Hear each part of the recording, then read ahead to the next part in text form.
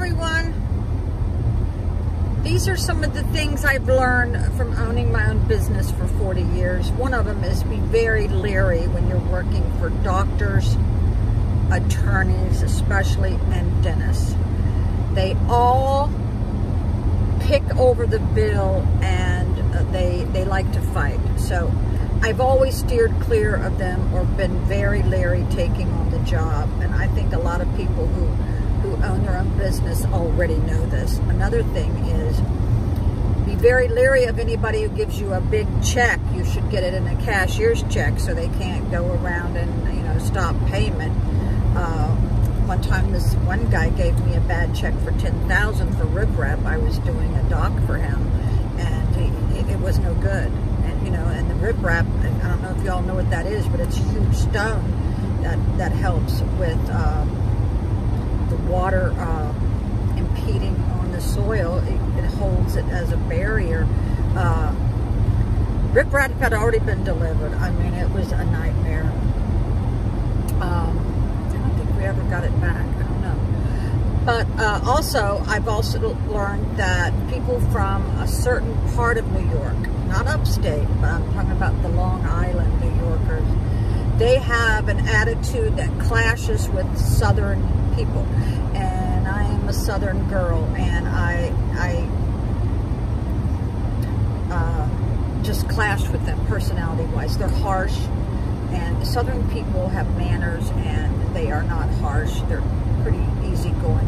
And I found out that Long Islanders were of a different breed. I wouldn't even hire anybody from that part of New York. Now, don't get on my bad side, because I do love New York. So, I also learned that when you have a very strenuous occupation, like tree climbing and grounds work, you cannot hire anybody who's out of shape. Now, you can hire somebody that's a little beefed up, but they cannot be overweight because they can't handle the sweat, the change of the seasons. Also, a lot of people coming up here from Florida who apply for a job, like in Virginia, they can't handle those winters. They freeze to death even in the fall, like September and October. Also, I learned never, ever discuss your pay with another coworker, because you could be screwing yourself. Definitely. And even my own son and one of my tree climbers got in a fight at the 7-Eleven. Yeah, because there's certain allowances that the manager and the owners make, especially if it's their own children. Yeah, they're going to treat them a little bit better, but they expect more too, okay? But let's not forget that part. Yeah, so never ever reveal your pay, because it could be the death of your own job. So, what else? I have learned that if you have somebody who is chronically late the first couple weeks or the first month, you might as well let them go. It's not going to get any better. And you must write them up. You must document this. Because when they try to file unemployment, you've got to have a record of their late absences. This is what I used to have employees meetings. This is what I tell them. I said, if you're late and you're crucial to that crew, I'm paying for all those other people who are sitting here with their thumb up their ass waiting for you. And I would make them, after they've been warned several times, make the pay for the employees who sat there waiting for them for 20-some minutes. Now, these are people who have been chronically late, not just one or two times. But yeah, but, you know, when they see the numbers that it's costing the company, also, if a lot of the guys, when you get out to a job and they haven't loaded the trucks with everything they need, like water, gas, diesel fuel, chainsaw oil, whatever, if they did not load the trucks with the way they should be loaded, with whatever equipment, you might need a bush hog, you might need a stump grinder or a chipper truck. You've got to bring the right equipment to the jobs. If they did not bring what they know that they were supposed to bring, because the contracts we would write out would be very detailed as to what needed to be done on the job.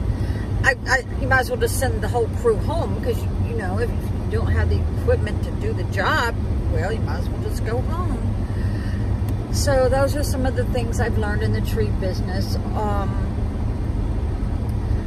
Also, I could usually tell a climber by the way he walks. He's very tall and lanky, or he could be very short.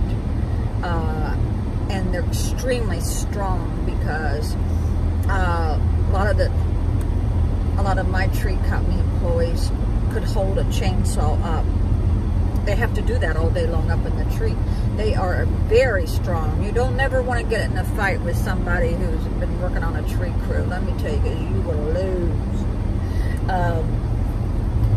But yeah, it's very dangerous, and for those of you who don't think you need a hard hat, you're stupid. You're just stupid. My own ex-husband was walking under a tree one time, and another tree company had left this huge carabiner that was as big as my hand, and it actually fell out of the tree, hit him in the head. Now, he was just walking around giving an estimate. He had to have multiple stitches. I remember he drove all the way to Ocean City for me to look at it. He had already gone to the doctor, but the doctor never gave him an antibiotic, and I think he only got a couple stitches. And I go, you have no antibiotic and your head's been cracked open? I sent him back to the doctor to get on antibiotics, and I think they sewed him up a little bit better. I mean, he had gone into one of those urgent cares. I think he should have gone into the hospital. But yeah, just walking around a job where, you know, there's dead trees, any of those limbs could just fall on your ass. And if you have a neighbor who's got some trees that you're a little bit worried about, you better send them a certified letter saying, if this falls on my fence or my house, I'm going to hold you responsible. That's the only way you're going to win in court. And this is also very important. Whenever you hire any kind of contractor on your house, get a certificate of insurance. Now, what that means is, if this person, it will show, and it has to be mailed to your mailbox, to your address. You don't accept it by the contractor himself, because that could very well be not true. A lot of people will just make, you know, fake, may say they have general liability or workers' comp, and they don't. So this is a document that their insurance company sends to you during the course of your job, saying that yes, they are covered for workers' comp and general liability. General liability covers you if they, you know, are grinding a stump in your front yard and a rock goes through your sliding glass doors, that they are covered. And workers' comp is when if any of the guys get hurt on your job and you did not pull this certificate, if they get hurt, you could be held liable for their injuries and their hospital bills.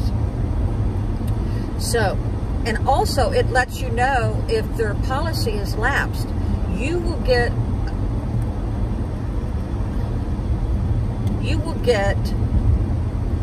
a letter saying, okay, they no longer have this, you know, coverage. This is very important. You could lose everything you worked for if you don't follow what I'm telling you, okay? Don't believe the Yellow Page ads. Well, that's kind of a dumb thing to say, the Yellow Pages anymore, but anybody can put on the internet that they're fully insured, and that doesn't mean nothing. You have to actually ask for the written documents, and it does not come from them, it comes from their insurance company people.